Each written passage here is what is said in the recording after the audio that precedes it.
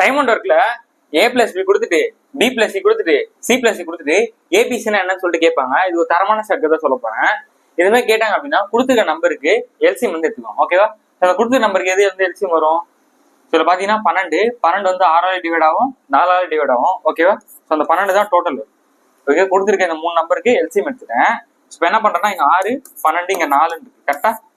So இப்போ இந்த 12 6ஆல் divide பண்ணா நமக்கு என்ன கிடைக்கும்? 2 கிடைக்கும். 12 12ஆல் டிவைட் பண்ணா 1 கிடைக்கும். 12 4ஆல் டிவைட் பண்ணா எனக்கு 3 கிடைக்கும். ஓகேவா?